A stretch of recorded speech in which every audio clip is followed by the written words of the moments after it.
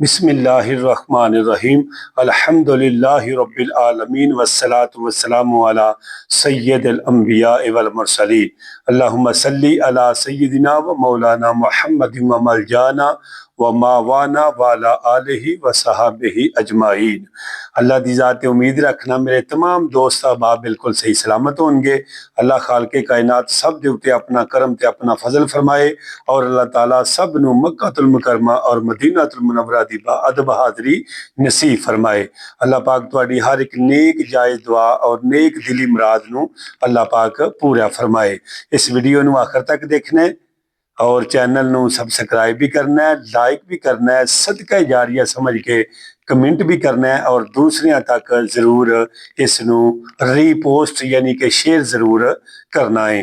मेरे प्यारे भाइयों, अगर तुहाडे एक शेयर करन दे नाल कोई बंदा नमाज पढ़न डै पिया, कोई बंदा अल्लाह कोलों डर गया, किसी ने तौबा कर लई, कोई नेकियां करन डै पिया, तो मेरे प्यारे भाइयों इस दा तुहानू बहुत ज्यादा अजर होवेगा, बहुत ज्यादा।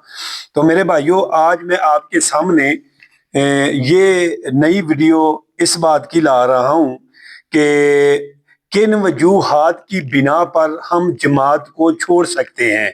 वरना तो कुरान पाक पढ़े ना, तो कुरान पाक में अल्लाह रब्बुल इज्जत ने फरमाया है कि नमाज कायम करो, ज़कात अदा करो, रुकू करने वालों के साथ, वाकीमुस सलाता व आतुज़ ज़काता वरकऊ मअर राकिईन। फरमाया नमाज कायम करो, ज़कात अदा करो, रुकू करने वालों के साथ।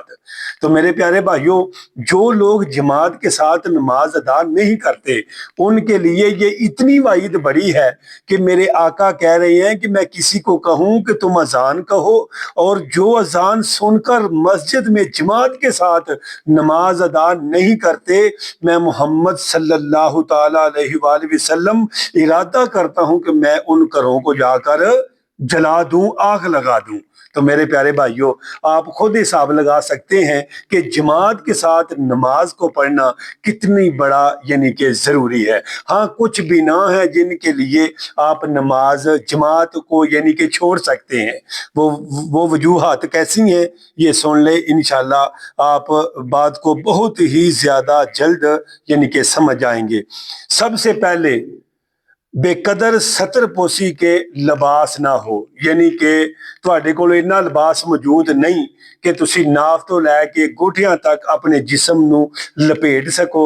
फरमाया तुसी जमात तरक कर सकते हो। दूसरे नंबर पे रास्ते में सख्त चिक्कड़ हो, सख्त कीचड़ हो, यानी कि सख्त मट्टी वगैरह है और यानी कि पानी खड़ा हुआ है, आप उसके अंदर से अगर गुजर जाएंगे तो आपके कपड़े नापाक हो सकते हैं, या ज्यादा कीचड़ है, ठीक है ना जी।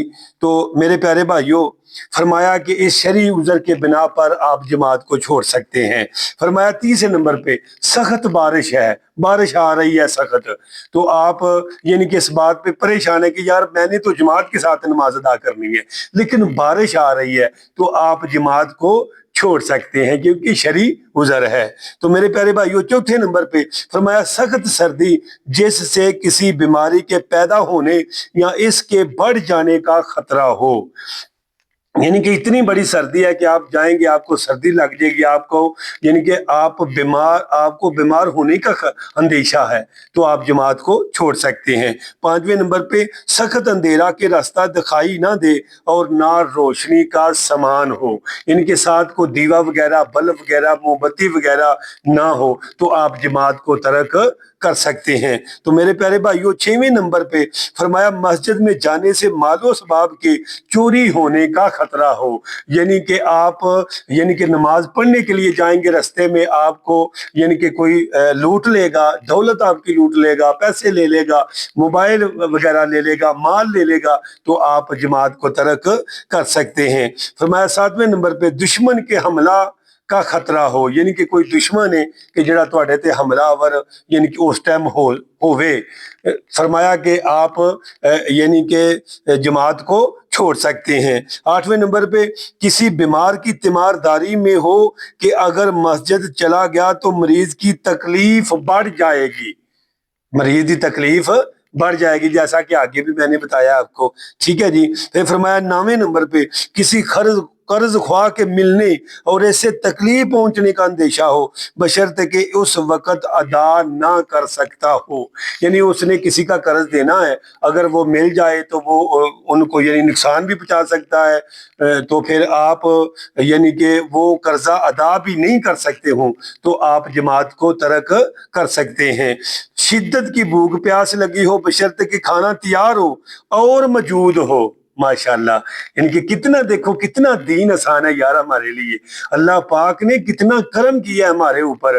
محمد مصطفیٰ صلی اللہ تعالی علیہ وآلہ وسلم کی امت کے ساتھ اللہ کتنی محبت کر رہا ہے میرے پیارے بھائیوں۔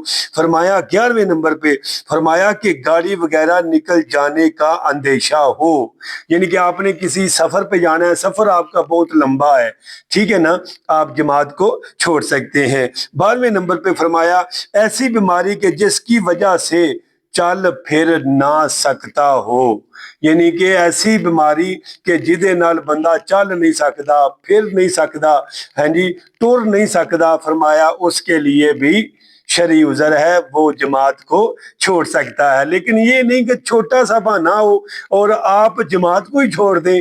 جماعت کے ساتھ نماز کو پڑھنا یعنی کہ واجب ہے، اور واجب کا ترک کرنے والا کفر تو لازم نہیں آتا لیکن گناہ گار ضرور ہوتا ہے پیارے بھائیوں۔ تو فرض جو ہوتا ہے وہ اللہ کی طرف سے یعنی کہ دلیل قطعی سے وہ یعنی کہ ثابت ہوتا ہے جی، جیسے نماز پڑھنا ہے، ٹھیک ہے نا جی، روزہ رکھنا ہے۔ تو میرے پیارے بھائیوں، یہ صورتیں ہیں کہ جن کی عذر یا مجبوری کی بنا پر جماعت کا ترک کرنا جائز ہے۔ بلا عذر چھوٹے چھوٹے عذروں کی وجہ سے جماعت کو چھوڑنے پر بہت سخت وعید آئی ہے۔ پیارے بھائیوں، اس کو نہیں چھوڑنا چاہیے۔ آپ جماعت کے ساتھ نماز پڑھیں گے تو آپ کو 27 نماز کا ثواب ہوگا۔ اگر آپ مسواک کریں گے اور اس کے بعد آپ سر پر یعنی کہ پگڑی باندھیں گے، آپ جماعت کے ساتھ نماز پڑھیں گے تو آپ کو 70 نماز کا ثواب ہوگا۔ تو سارا دن 5 نمازوں سے پہلے مسواک کر کے امامہ باندھ کر جماعت کے ساتھ نماز پڑھیں گے، 350 نماز ہوگی میرے پیارے بھائیوں۔ تو اس کا بہت زیادہ اجر ہے پیارے بھائیوں۔ جماعت کو کبھی بھی نہیں چھوڑنا چاہیے میرے پیارے بھائیوں۔ جو جماعت کے ساتھ مل گیا اس کو سمجھے آپ خدا مل گیا، یعنی کہ جو جماعت سے پیچھے رہ گیا میرے پیارے بھائیوں، جو بھی باڑے سے بکری پیچھے رہ جاتی ہے اس کو شیر گدڑ پکڑ لیتا ہے، اسی طرح ہمیں شیطان اپنی لپیٹ میں لے لیتا ہے جب ہم جماعت کو چھوڑ دیتے ہیں۔